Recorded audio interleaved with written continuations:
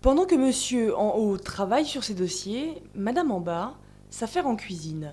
9 ans maintenant que Philippe et sa femme Annie habitent Roubaix, un choix qui était loin d'être évident. On est tombé par hasard sur une photo de cette maison-ci à Roubaix. Et ma première réaction, c'était de dire oui, la maison a l'air superbe, on peut aller la visiter parce que ça a l'air... pour le plaisir des yeux. Mais j'avais bien dit à mon mari, en aucun cas je vais habiter Roubaix, pas question. J'avais des préjugés, je pensais que c'était une ville un peu sinistrée.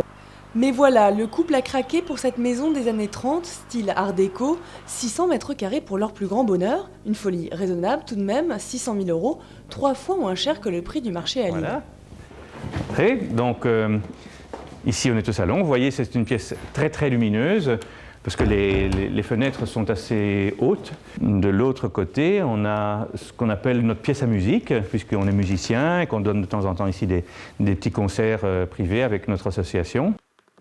Groupe de musique, association de quartier, le couple s'est parfaitement intégré à la vie locale roubaisienne, Roubaix, qu'ils ont appris à aimer au moins autant que leur maison coup de cœur. Parfois d'ailleurs par dérision on appelle notre maison Roubaix-Sart par allusion à Moulins-Sart, vous savez. Hein. Ouais. À proximité du parc Barbieux, les maisons ont souvent un petit air de ressemblance avec le château des aventures de Tintin.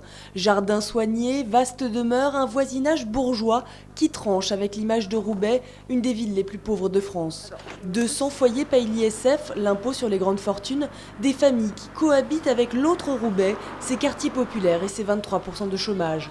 Alors pour en finir avec les clichés et ramener un peu de diversité au centre-ville, la mairie a mis les bouchées doubles et elle a un atout de taille, transformer les anciennes friches industrielles en loft pour cadre dynamique. Nous avons ainsi depuis 10 ans remis sur le marché environ 420 lots de loft, c'est-à-dire des logements agréables, spacieux, attractifs. Un espace de vie que vous pouvez agencer, modifier, organiser à votre convenance, ça correspond à une manière de vivre que souhaitent un certain nombre de jeunes.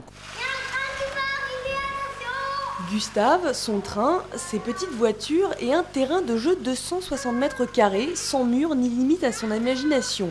Quand ses parents, Odile et Tony, ont acheté ce loft en 2008, il était loin de ressembler à l'appartement cosy d'aujourd'hui. Il y avait 4 murs, 1, 2, 3, 4, voilà. On a construit une mezzanine donc, en bois, on a fait installer le chauffage, sanitaire, l'électricité, fait de l'isolation, tout ce qu'il faut pour faire une maison. Avec un salaire de décoratrice et de technicien EDF, le couple gagne 3 000 € par mois. Pas une fortune, mais assez pour ne manquer de rien. Un niveau de vie qu'il n'aurait pas eu ailleurs qu'à Roubaix. Prix bas du mètre carré, taxes foncières avantageuses, autant d'avantages qui attirent les jeunes cadres. Je fais mes courses à Roubaix, on sort à Roubaix. Alors exceptionnellement, on va à Lille pour sortir plus l'été que l'hiver. Il y a le musée de la piscine, il y a plein de choses, il y a le quartier des créateurs. Quand on connaît un petit peu tout ça, on fait un petit peu abstraction des petits inconvénients qu'il peut y avoir à côté. Ces petits inconvénients, c'est la vue nocturne roubaisienne inexistante et l'insalubrité aussi de certains quartiers du centre-ville. Des détails insignifiants assurent la mairie qui ne compte pas s'arrêter là pour attirer les classes aisées à Roubaix et d'autres familles comme Gustave, Odile et Tony.